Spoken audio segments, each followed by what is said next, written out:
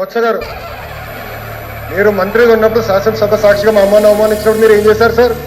మా తల్లిని అవమానించినప్పుడు ఏం చేశారు? ఏం చేశారు అంటున్నా? మీరు మారుతారా? మహిళల గురించి మీరు మారుతారా? నేను కళ్యాణి గౌరవం అన్నాను.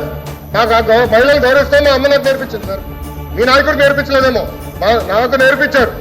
మహిళలు ఎట్లా గౌరవించాలో నాకు తెలుసు సార్. శాసనసభ సాక్షిగా మా తల్లిని అవమానించారు. కావాలంటే వీడియో బిల్ ప్లేట్ నో ఆడియో ఉంది దాంట్లో క్లియర్ గా. ఒక తల్లి ఆవేదన బాధ నాకు తెలుసు సార్. నేను చూసా. 3 నెలలు పట్టింది మా తల్లి రికవర్ అయ్యడానికి. You please don't lecture me on respecting women. మీ తల్లిని అవమానిస్తే మీరు రిటర్న్ మారుతారా? మీ భార్యను అవమానిస్తే మీరు రిటర్న్ మారుతారా? అరే మీకేం తెలుసా?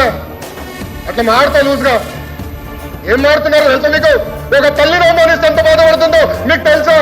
నేను చూశాను 3 నెలలు. ఒక మహిళ అవమానిస్తే, శాసనసభ సాక్షి అవమానిస్తే ఎంత కుమిలిపోయిందో నేను చూశాను. మీరున్నారా? మాధవచ్చు మీ తల్లి గురించి మాట్లాడతారా ఈరోజు? ఇదే మీకు నేర్పించింది మీ ఇంట్లో. ఈ రోజు కూడా మీ కార్యకర్తలు ఏం చేస్తున్నారండి? మా మహిళలు వ్యతిరేకంగా పోస్టు పెడతారా? మా మహిళలకి చోటు చేయడానికి పోస్టు పెడతారా? పొరపాటున మా ఒక్క కార్యకర్త భారతిరెడ్డి గారి వ్యతిరేకంగా పోస్టు పెడితే జైలుకు పంపించిన ఘనత తెలుగుదేశం పార్టీది. అది మాకు చిత్తశుద్ధి.